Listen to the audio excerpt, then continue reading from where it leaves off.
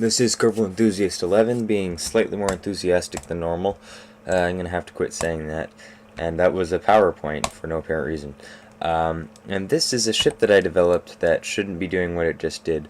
But for the most part, it is doing what it should be doing, which is heading onto oh my gosh, that's messed up. But heading onto an intercept with Moho. So I'm going to use what's called Mech here, which I highly suggest as a mod. That's mech as in mechanical, and then Jeb, J-E-B. This mod basically just lets me do anything I want. Actually, it's just gives me information about flight and orbital statistics, that sort of thing. Helps balance my craft with RCS. Let's see, Delta V stats are very helpful, which is what I've been mentioning this whole time.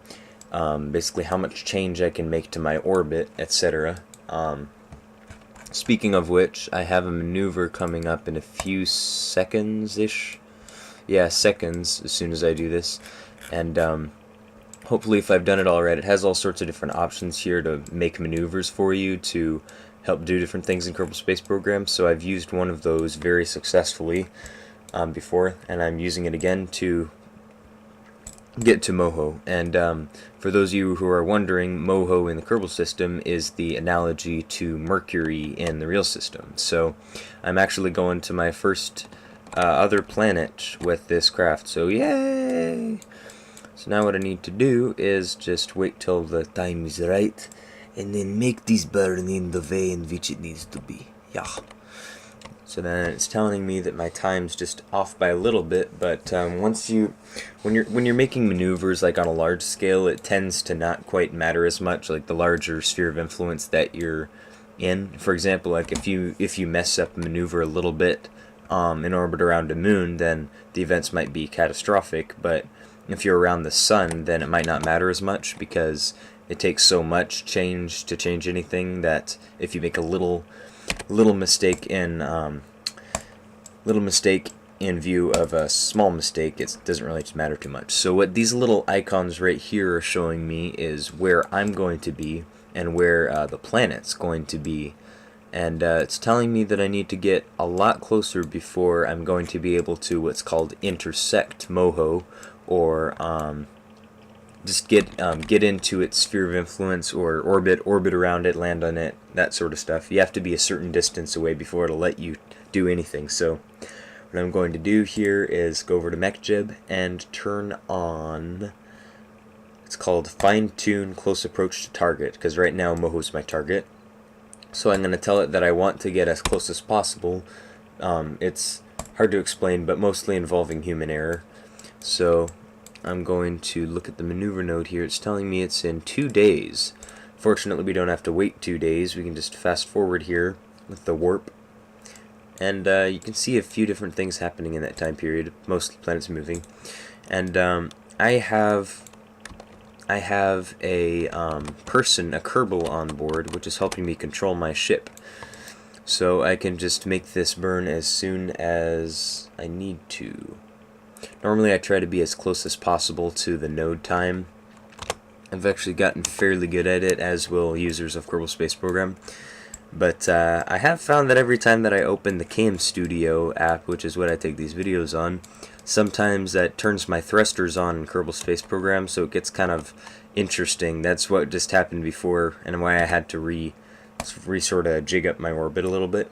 And it's telling me in the corner here I have 191,842 or 3 Delta V. For the moment, let's just say that's a huge amount of fuel / orbital change / whatever you understand it as. So right now it's telling me it gives you the periphery and the apophis. I always pronounce it wrong, but apoapse. There we go, apoapse. But anyway, what that is the one that starts with P, the peripheris. That tells you how close you are, what the closest point is in an orbit, and the opposite one obviously tells you how far you are away at the furthest part, because orbits for the most part are ellipses, or sort of oval shaped. So there are 2 points that are closest and furthest from the target. What this is telling me is that since there's Nothing here for that yellow section, or when I'll be in Moho's sphere of influence, or be able to make a change in the orbit while I'm around Moho, or the analog for Mercury.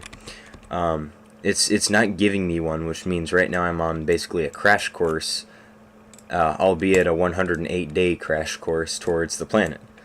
So what I'm going to do here is I'm going to see if I can hopefully warp towards where it all happens, where all the magic is. So fast forward right here. This is my ship right here, the Eitas.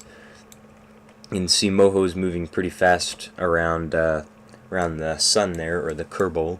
Actually did a little bit of research on Wikipedia on the Kerbal, and I'll just say that it's been inconsistent. Alright, so getting closer here, gonna dial this down. Unfortunately, I was about to say it won't let me click on my ship, but it will, I guess. Always willing to prove me wrong in the face of whoever's watching this, which is probably going to be about 40 people is my estimate.